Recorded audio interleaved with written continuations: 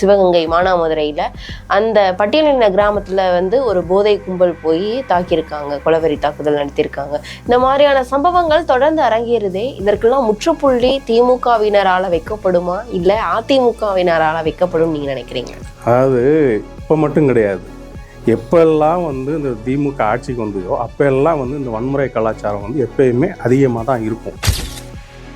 மறுபக்கம் பார்த்தீங்கன்னா அனைத்து இந்திய அண்ணா திராவிட முன்னேற்ற கழகத்தில் இந்த மாதிரி வந்து வன்முறை சம்பவங்கள் வந்து இருக்கவே இருக்காது அப்படிங்கிறத நிதர்சனமான. காவலர்களுக்கே வந்து பாதுகாப்பு இல்லாத ஒரு மாநிலமாக தான் தமிழகம் திகழ்ந்து கொண்டு இருக்கிறத பார்க்குறோம்.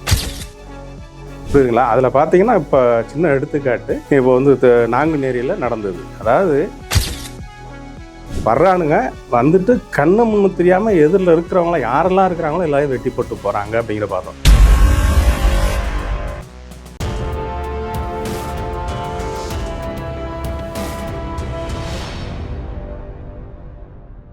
யூ தமிழ் நேயர்களுக்கு வணக்கம். நான் உங்கள் பிருந்தா சங்கர். இன்று நம்மோடு சிறப்பு விருந்தினராக இணைந்திருப்பது அதிமுகவை சேர்ந்த வழக்கறிஞர் வையை ஆனந்த் அவர்கள். வணக்கம். வணக்கம்.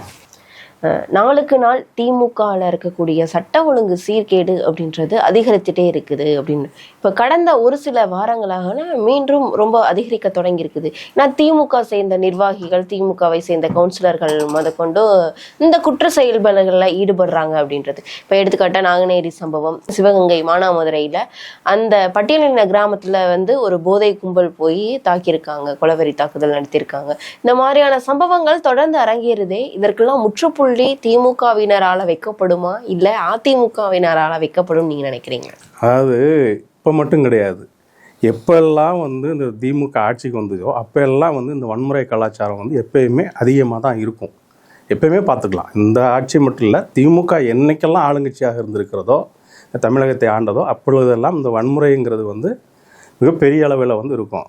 இதே மறுபக்கம் பார்த்தீங்கன்னா அனைத்து இந்திய அண்ணா திராவிட முன்னேற்ற கழகத்தில் இந்த மாதிரி வந்து வன்முறை சம்பவங்கள் வந்து இருக்கவே இருக்காது அப்படிங்கிறத நிதர்சனமான.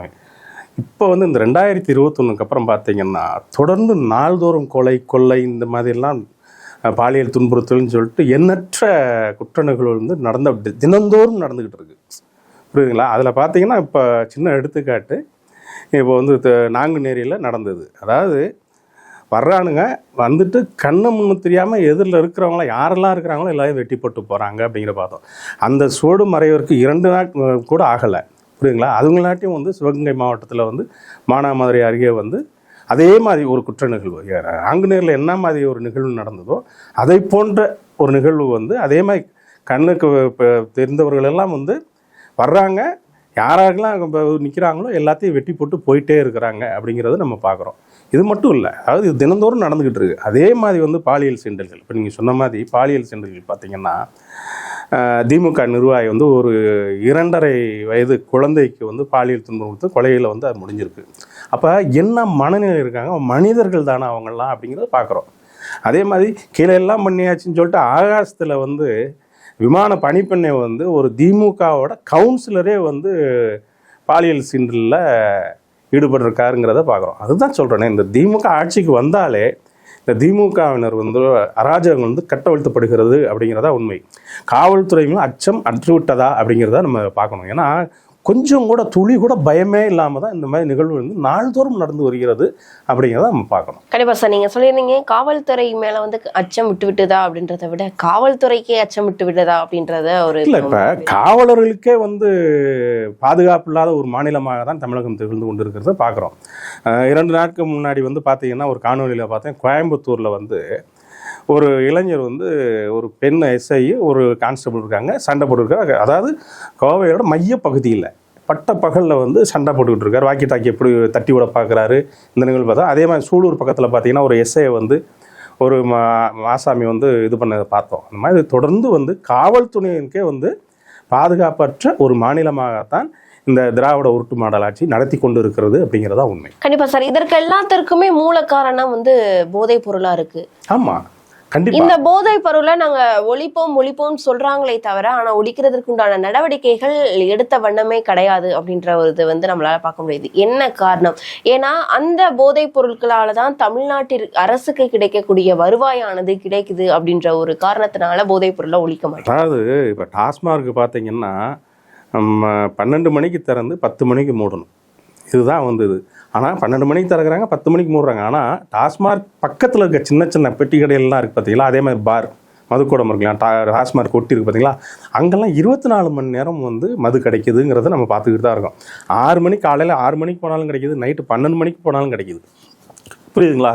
இது எல்லாமே நடத்துறது யாருன்னு பார்த்தீங்கன்னா திமுக ஆளுகின்ற வர்க்கத்தை சார்ந்தவர்கள் தான், அந்த கட்சி நிர்வாகிகள் தான் வந்து இந்த மாதிரி குற்றச்செயலில் ஈடுபட்டு வர்றாங்கிறத பார்க்குறோம். அதே மாதிரி போதைப் பொருட்களையும் விற்கிறது பார்த்தீங்கன்னா இந்த ஆளுகின்ற வர்க்கத்தை சார்ந்தவர்கள் தான் விற்கிறாங்கன்னு பார்த்தோம். இந்த ஜாஃபர் சாதிக்கெல்லாம் பார்த்தோம், அவர்லாம் கட்சியில் ஒரு பெரிய பொறுப்பில் இருந்தார்.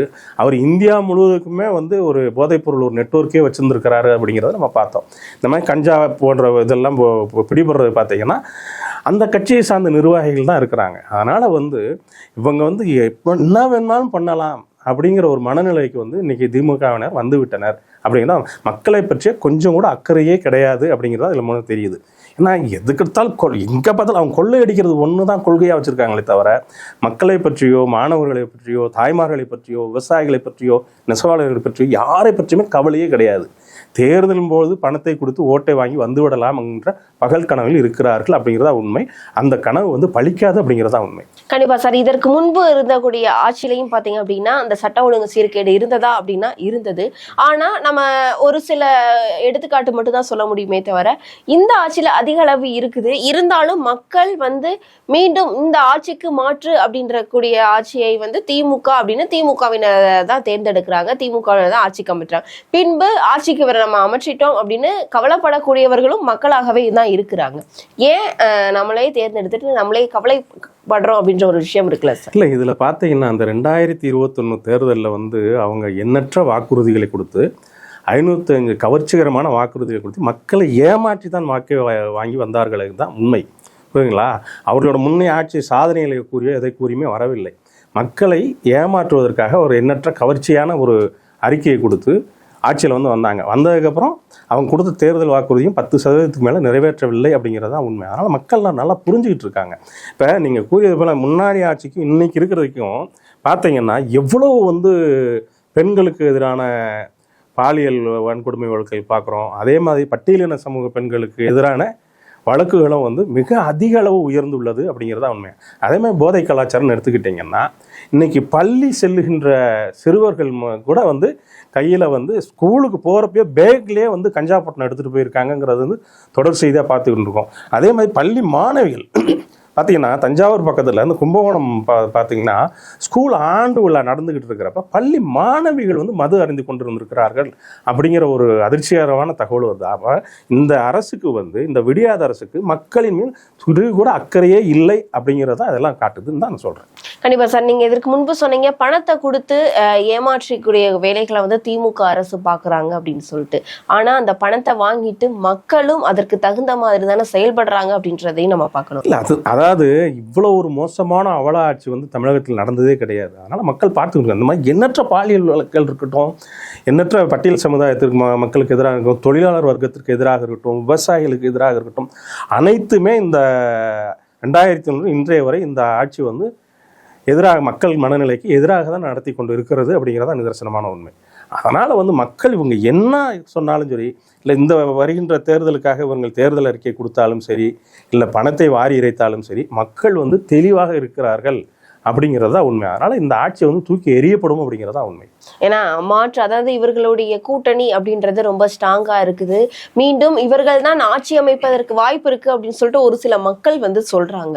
அப்படின்றப்போ இவர்கள் மீண்டும் வர்றதற்கு, அதாவது மைனாரிட்டி கவர்மெண்டா கூட திமுக 2026 வெற்றி பெறதற்கு வாய்ப்பு இருக்குன்னு சொல்றாங்களே சார், அது நீங்க சாத்தியமாகும் நினைக்கிறீங்க? அறிஞர் அண்ணா அவர்களுக்கு மறைவுக்கு பிறகு திராவிட முன்னேற்ற கழகம் தொடர்ந்து இருமுறை வெற்றி பெற்ற வரலாறே கிடையாது. அதே தான் இந்த தேர்தலையும் நடக்க போகுது. இப்போ இந்த இதெல்லாம் பெருசாக ஒரு மாபெரும் கூட்டணியை கட்டமைத்து விட்டோம் அப்படிங்கிறதான் இவங்களா வந்து அந்த நெரேட்டிவை செட் பண்ணுறாங்க. ஏன்னா மக்கள் மத்தியில் மாபெரும் அதிருப்தி இருக்குது. புரியுங்களா? அதனால தான் அறிவாலயம் முன்னாடி வரவங்கலாம் கூப்பிட்டுட்டு அந்த தோல்வி பயத்தின் காரணமாகத்தான் போகிறவங்கலாம் கூப்பிட்டுட்டு வந்து கூட்டணியில் சேர்த்துக்கிட்டு இருக்காங்க. உண்மை இதுதான். ஏன்னா இவ்வளோ பயம் எதுக்கு? நாங்கள் தான் வந்து எந்த கும்பனும் குறை சொல்ல மாதிரியா ஆச்சுங்கிறவங்க வந்து ஏன் இவ்வளோ பயப்படணும்னு கேட்குறேன் நான் வந்து. புரியுதுங்களா? அதனால சார் அப்படி பார்த்தா அதிமுகலையும் என்டிஏ கூட்டணிய வலியுறுத்தி என்டிஏ கூட்டணிக்குள்ள போனா அவங்களையும் வரவேற்கிறதுக்கு அதிமுகவும் என்டிஏ கூட்டணியில கட்சிகளும் தயாரா தானே இருக்கு. இந்த மாதிரி பிரயோஜனம் பண்ணி நாங்க வந்து இது பண்ணலையே. இவ்வளவு வந்து காங்கிரஸ்க்கு இவங்களுக்கு எவ்வளவு ஒரு முரண்பாடு நடந்தது. இந்த தொகுதி உடன்பாடு எட்டுற வரைக்குமே வந்து அந்த 2 மணி நேரத்துக்கு முன்பு கூட, அந்த ஒப்பந்தம் கையெழுத்து 2 மணி நேரத்துக்கு முன்பு கூட வந்து என்ன மாதிரி ஒரு சூழ்நிலை நிலவுன்னு மக்கள் பார்த்துக்கிட்டு தானே இருக்காங்க. அதே மாதிரி இந்த கூட்டணி உருவாயிடுச்ச கூட. ஆனால் காங்கிரஸ் தொண்டர்கள் மனநிலை என்னன்னு நீங்கள் பார்க்கணும். தொடர்ந்து காங்கிரஸ்காரங்களை வந்து திமுகவை சார்ந்த மந்திரிகளாக இருக்கட்டும், சட்டமன்ற உறுப்பினர்கள் எவ்வளோ கீழ்த்தரமாக பேசுனாங்க புரியுதுங்களா? அதெல்லாம் வந்து காங்கிரஸ் தொண்டர்கள் வந்து ஏற்றுக்கொள்ள மாட்டார்கள் அப்படிங்கிறது தான் உண்மை. புரியுதுங்களா? அதுதான் உண்மை. கண்டிப்பா. அப்போ இந்த சட்டவிரோத ஆட்சி கண்டிப்பா துரத்தி எரியப்படும் நீங்க நினைக்கிறீங்களா சார்? நிச்சயமாங்க, நிச்சயமா. ஏன்னா எண்ணற்ற துயரங்களையும் துன்பங்களையும் மக்கள் வந்து அனுபவிச்சுட்டாங்க. எதுவுமே செய்யலை. அவங்க வந்து வெற்று விளம்பரத்தினால தான் இன்னைக்கு கூட பார்த்தீங்கன்னா டெய்லி வந்து செய்தித்தாள்களில் வந்து ஒரு பக்கம் விளம்பரம் வந்து அரசு பணத்தை வந்து செலவு பண்ணிட்டு இருக்காங்க. அவங்க பெருமை பேசிக்கிட்டு செலவு பண்ணிட்டு இருக்காங்கிறது தான் உண்மை.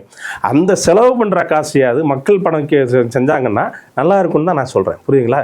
அதாவது எதுவுமே செய்யாமல் வந்து வெற்று விளம்பர ஆட்சியாகத்தான் இவங்களுக்கு நடத்தி கொண்டிருக்கிறார்கள் தான் உண்மை. வேலை வாய்ப்புகளாக இருக்கட்டும், எந்ததாக இருக்கட்டும், கொடுத்த வாக்குறுதி எதாவது நிறைவேற்றினார்களா? எதுவுமே கிடையாது. இப்போ தேர்தல் வருதுங்கிறதுக்காக உடனே ஒரு 5000 ரூபா அக்கௌண்ட்டில் போடுறது, இந்த பக்கம் 2000 ரூபா போடுறது. மீனவர்கள் வந்து மீன்பிடி தடைக்காலம் இன்னும் வர்றதுக்கு 45 நாள் இருக்குது, மேலேயே இருக்குது. இப்பயே அந்த காசை போட்டாங்க. மீன்பிடி தடைக்காலத்துக்கு ஏன் அந்த காசை கொடுக்குறோன்னா, அப்போ அவங்க கடலுக்கு செல்ல முடியாது, அப்போ வந்து அவங்களுக்கு வருமானம் இருக்காதுங்கிறதுக்காக தான் அந்த காசை வந்து அந்த சமயத்தில் வந்து போடுவாங்க. இது இப்பயே போட்டதுனால மீனவர்கள் சங்கங்களே அதை எதிர்த்திருக்கின்றன. இது இப்போ நாங்கள் கேட்கவே இல்லை, இது எங்களுக்கு பயனே கிடையாது. இப்போ செலவு பண்ணிட்டோம்னா நாளைக்கு மீன்பிடி தடை காலத்தப்போ வந்து எங்கள் கையில் காசே இருக்காது. ஒரு மருத்துவ செலவு கூட எங்கள் கையில் காசு இல்லாத ஒரு சூழ்நிலை வந்து இந்த அரசு உருவாக்கி விட்டது அப்படிங்கிறது மீனவர் சங்க தலைவரே கூறியிருக்கிறார்கள். புரியுதுங்களா? அதுதான் உண்மை. கண்டிப்பா சார். நீங்க சொன்ன மாதிரி மக்கள் வந்து கண்டிப்பா இந்த ஆட்சியை வெளியேற்றார்களா அப்படின்றத நம்ம பொறுத்து தான் பார்க்கணும். ஏன்னா இன்னும் குறுகிய கால இடைவெளி தான் இருக்கு. 2026 சட்டமன்ற தேர்தலில் நாளுக்கு நாள் ஒரு விஷயமும் வந்து ஆட்சி மாற்றத்திற்குண்டான விஷயங்கள்லாம் நடக்குது அப்படின்னு மக்களே வந்து வெளிப்படையா சொல்லக்கூடிய ஒரு நிலை வந்து இருக்குது. பொறுத்திருந்து பார்க்கலாம் 2026 யாருடைய பக்கம் வெற்றியானது அமையுது அப்படின்ட்டு. அரசியல் ரீதியாக இருக்கக்கூடிய பல்வேறு விவரங்களை எங்களோட பகிர்ந்தமைக்கு நன்றி. நன்றிமா.